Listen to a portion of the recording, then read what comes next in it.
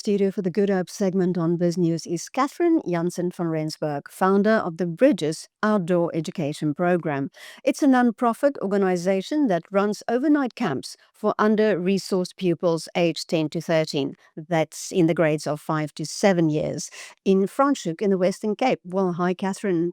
I'm keen to hear about your program. Hello, Linda. Lovely to be with you. Yes, so we run So- a program for 15 of Cape Town's most under-resourced school communities, and we invite grade 5, 6, and 7 learners to join us for a 3-day, 2-night outdoor education program at the beautiful Bridges Retreat Centre in Franschhoek.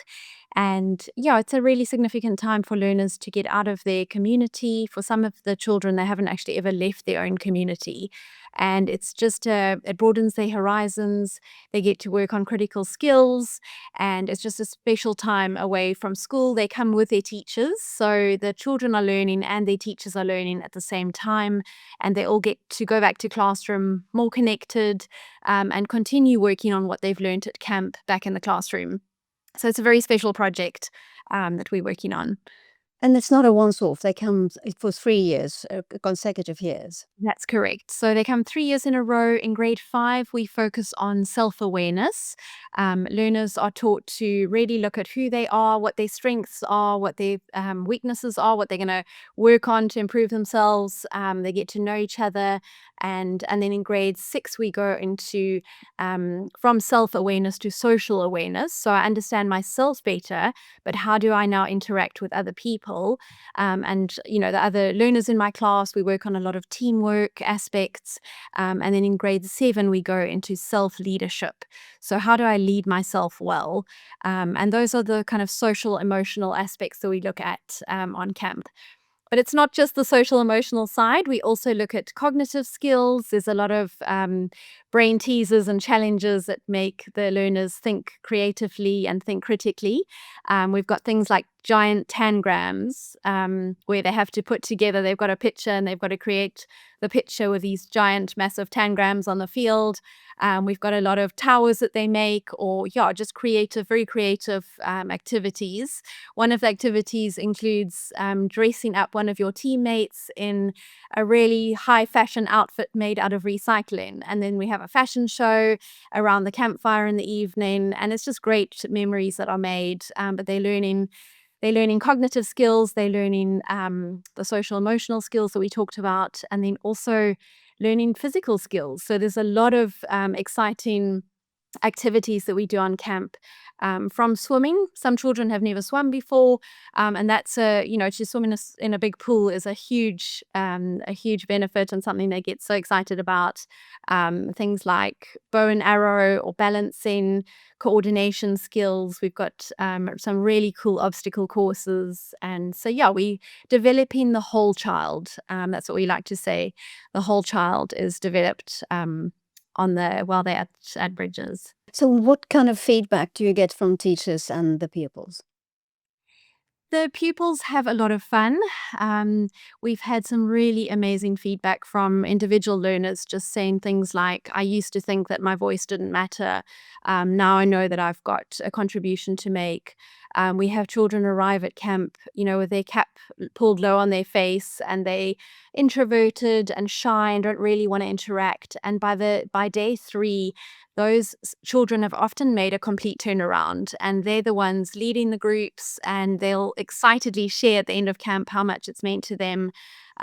We've had one teacher say that he knows the background that these children come from, and he can honestly say at the end of camp that a lot of them are rehabilitated.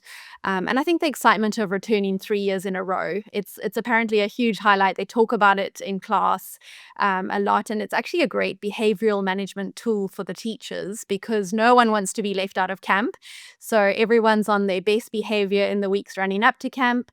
And then they talk about what they've learned on camp in terms of good communication skills and empathy and teamwork. And so those lessons then can keep going back in the class. And then we've had teachers say that they've really found that it's changing the classroom. So it's changing individuals, but it's also changing the classroom environment, and the whole school community, because we actually start with prefects at the beginning of the year. They come on camp, and then it filters down to the grade 7s, and then the grade 6s, and then the grade 5s. So you've got this real hype and excitement about going on camp. And yeah, we've seen it is impacting the school community in a really positive way. Well, tell us the history about it, because you are in this absolute beautiful site in Franschhoek. Yes, so the property was bought a few years ago. We do rent it out over weekends to groups that are looking for accommodation to take leadership groups away, or yeah, just all sorts of team building groups that might want to go away for the weekend and run their own program. But then we realized that we didn't want the campus to be empty during the week, and that we wanted to actually invite children who would never otherwise have access to a world-class retreat center. We wanted to invite them to fully funded camps. And so we registered Bridges as a nonprofit company, and we've since got public benefit organization status from SARS. So we are fully, all donations that are made to Bridges are tax deductible. And so we're a fully fledged public benefit organization and also a nonprofit company. So yeah, we just decided to use the space to benefit those who would never otherwise get to a place like that. And actually, they're the people that need it most. It's great to take groups away, but it just felt like let's bring children that could benefit most from a place like this to Bridges. So yeah, we coming out of COVID, we were in the planning phase during COVID, which was quite a strange thing to be planning when, everyone was in lockdown and we weren't allowed to meet in groups. But once the social distancing rule was released, the education department said that children at school didn't need the 1 meter between them anymore. We sent our first application to the WCED for camp approval, and they gave us a very quick turnaround, and within a few weeks our first camp happened at Bridges. And yeah, the rest is history. We've now hosted usually about 30 camps every year. And we work with 15 partner schools. We have over 3,000 children we've had this year at Bridges, and 150 teachers. So it is making an impact across the most under-resourced schools in the Western Cape. So it sounds like a nice combination that you have the profit side and the non-profit side. So who funds your non-profit side? So if there are any profits from the profit side, that goes into the nonprofit side. And then we've got some amazing corporate social investment money that comes in, and then organizations, foundations. We've got the Cheslin Colby Foundation that is behind us. We've got companies like Take a Lot that have said they'll sponsor a camp this year and again next year. We've got a great mixture of individuals and foundations and companies. So yeah, we've got some very special partners that have walked the road with us, and they also love to send volunteers to camp to come and see the program in action. A lot of companies don't want to just give money. They actually also want to send staff to be involved and to be hands-on. And often the staff say that they learn so much from being at camp with these children, and they are so inspired. We're obviously very strict with our child protection policies, and everyone needs to get police clearance before they come as a volunteer on camp. But we've had some really lovely volunteers come and just share their enthusiasm and excitement at being on camp. And for the children who are on camp, a lot of their parents are not employed. So to meet someone who's got an actual job and can talk to them about what it's like, in the working world, I think it's aspirational for them. So they're not only experiencing a beautiful place where there's no litter, there's no gang violence, they can play in safety. They're also getting 3 meals a day. They're sleeping in their own bed, which for a lot of children, it's the first time they're sleeping in their own bed and not sharing it with a sibling. For a lot of children, it's the first time they're having a hot shower. Or driving in a luxury bus. We send a beautiful luxury bus to fetch them at school, and they get taken to camp and then return to school again. So all of these things are new experiences. And when you're meeting someone who's got a job, that's also aspirational. And I think for some children, just the experience broadens their horizons and something in them clicks where they go, actually, the world that I live in isn't necessarily what my life needs to look like for the rest of my life. There's a whole world out there, and for some of them, it just sparks that, just hope for their own lives that they need. Is there an example of somebody that you've been tracking that was part of your first program and what they do now? You don't have to mention names if you don't want to. We don't track individuals, but we definitely see that as a group, they definitely mature, and we've had a few camps where we've had grade sevens for the first time. So they haven't maybe come on camp in grade 5 and 6. And it's very different when you get a fresh group of grade sevens. They're all over the place. You can see the basic concepts have not been instilled. So we find that the program is much more beneficial when they come for 3 years in a row. And then children share stories with the coaches. The coaches mean a lot to them. We've got about 8 coaches at Bridges, and we divide children into smaller groups when they arrive. So each one of them is in a group of about 10 children with one coach, and there's just a lot of opportunity for good conversation, for mentorship, and I think the children just feel seen and valued. And that's really special. So we get feedback and little stories where they share about how much it's meant to them. And then we also try and help identify leaders in grade 6. For the grade 6 camp, our coaches work with the educators, and we can often kind of pick out who would be a good prefect in grade 7.